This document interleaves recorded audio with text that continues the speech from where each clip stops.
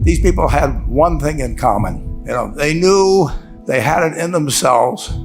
They knew they could be something beyond where they were. They were willing to put their time, their energies to better themselves.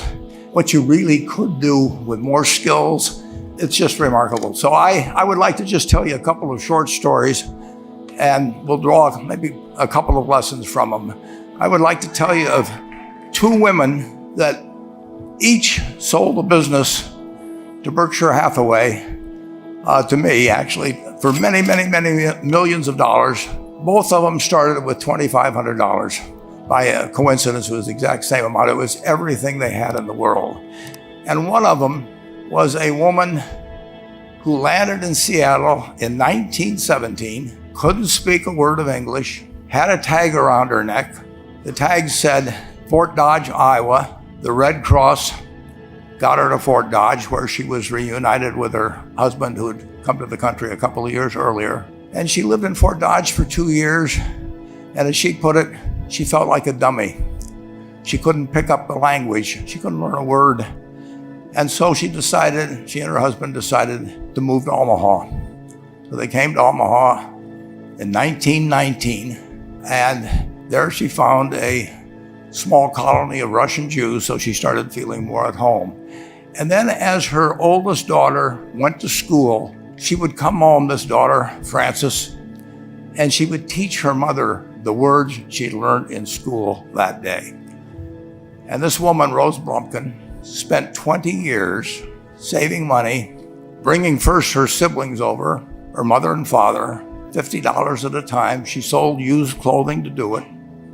She had 4 children during this period. And by 1937, after 20 years, she'd saved $2,500.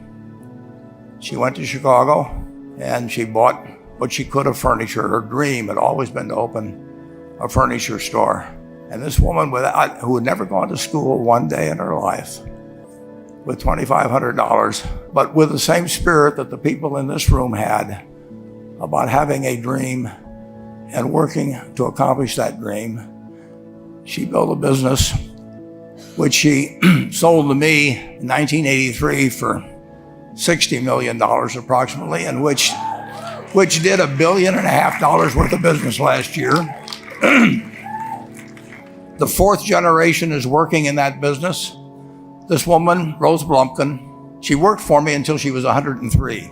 And then she retired and she died the next year, which is a lesson to all of Berkshire's managers that premature retirement, you can't tell what's going to happen. But Mrs. B, with her $2,500, one further fact about her, she could not read or write.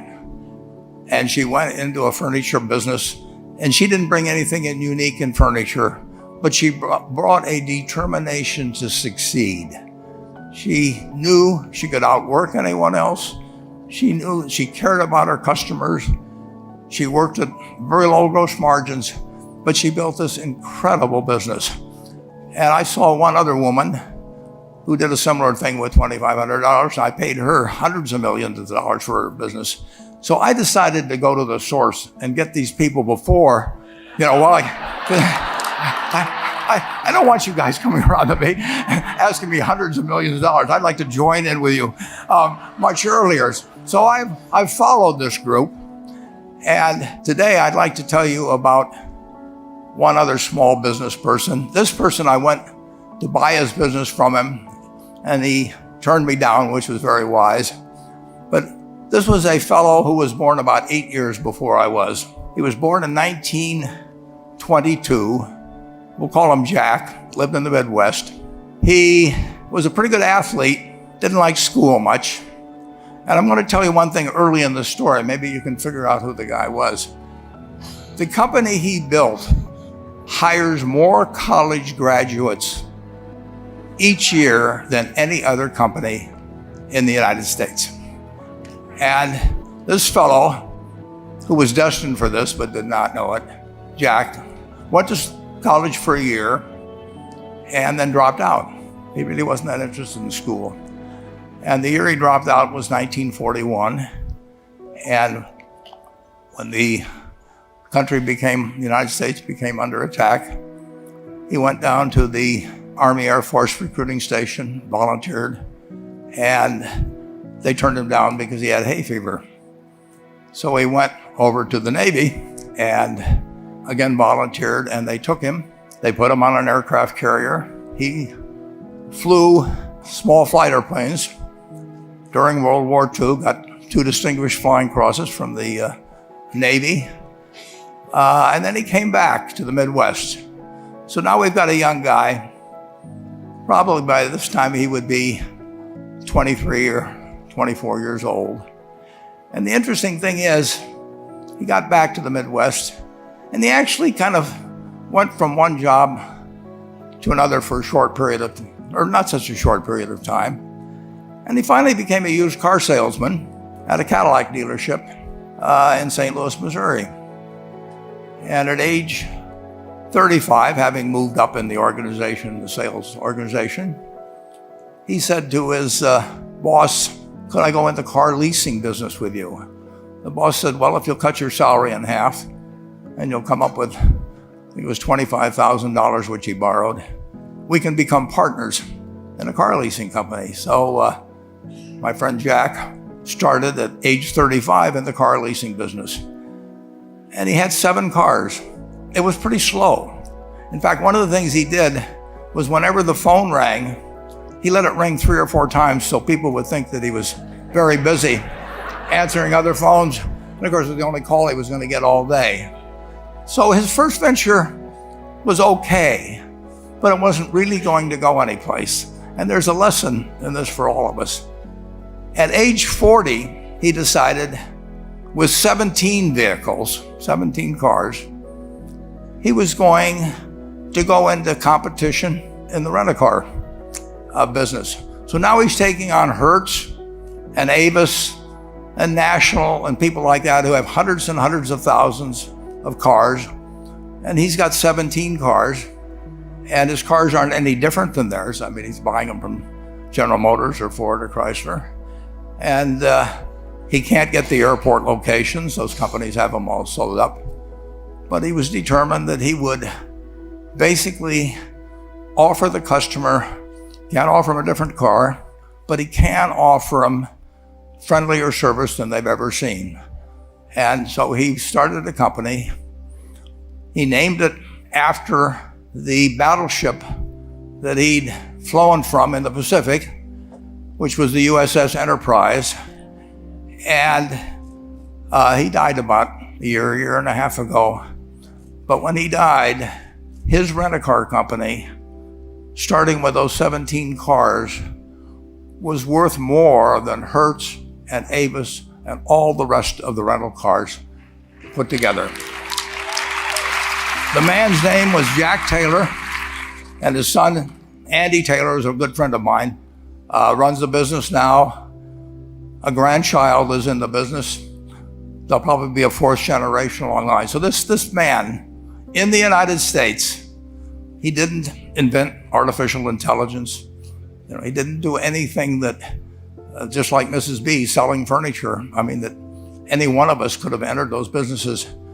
But he lived by the creed, basically, of delighting his customers and working with people and establishing the relationship with them so that they in turn would want to delight the customers. He couldn't go out there and take care of every rental car possibility, but he learned how to project himself and his attitude toward his fellow man and his desire, to make a friend out of every customer.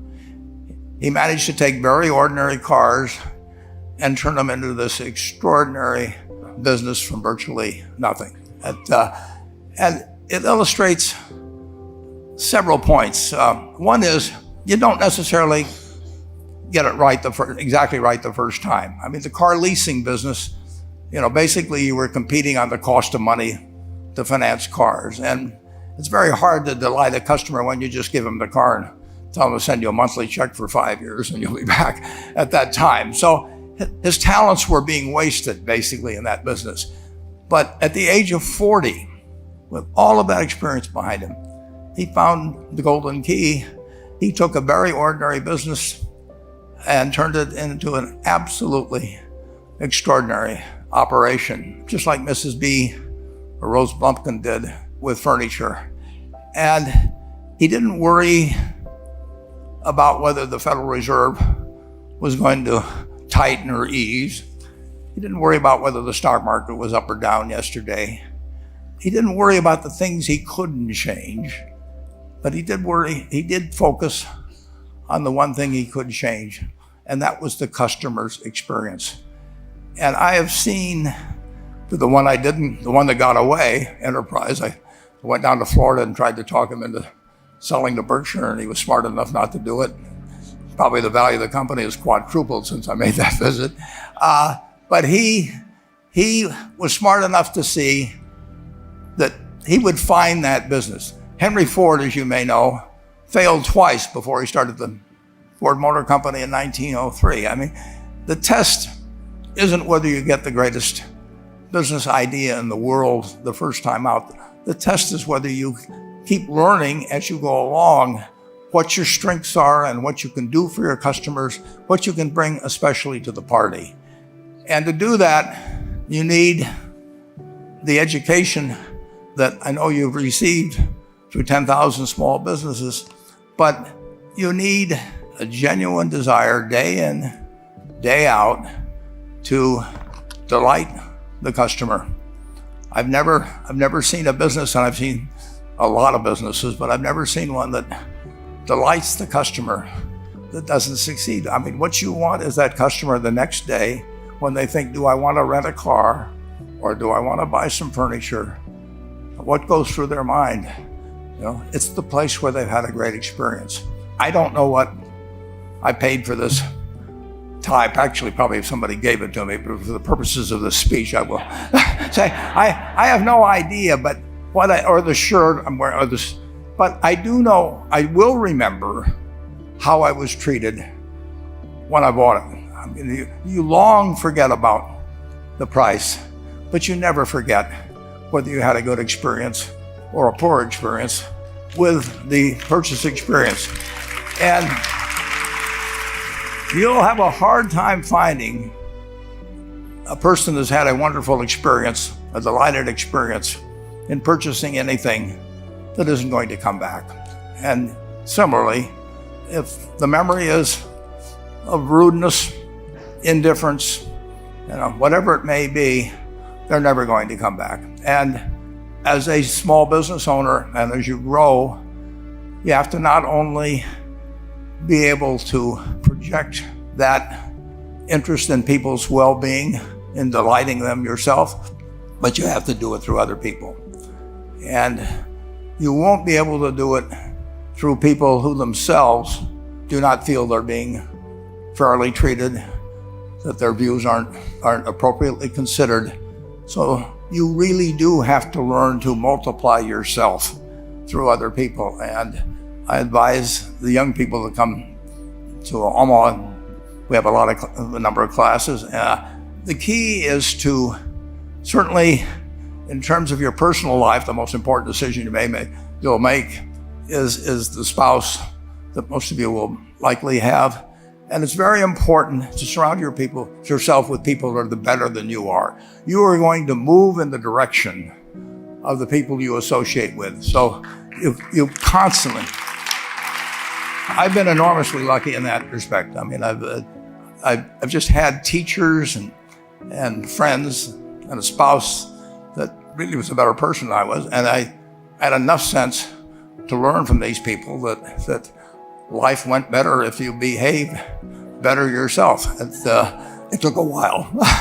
So I advise you to seek out, as your partner in business, your partner in life, whatever it may be, look for the people that actually are examples to you rather than somebody that you think you need to straighten out yourself.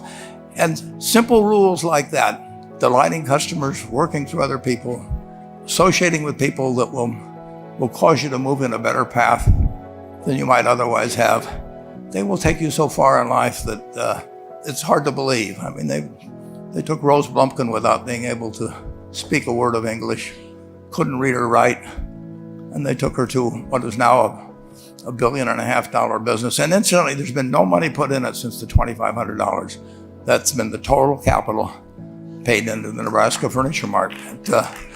And I think if you looked at enterprise, I don't know their books the same way, but my guess is that very little equity capital has been added to enterprise over the years. The business built on itself.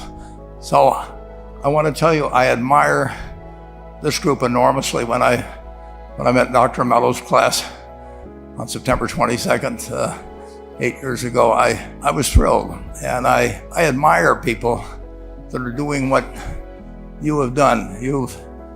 Working hard at your job at the same time, you took on an added, really, lot of hard work to further your skills. 99% graduate. I mean, it's a mind-blowing statistic. And I'm looking at 2,200 people here who I admire.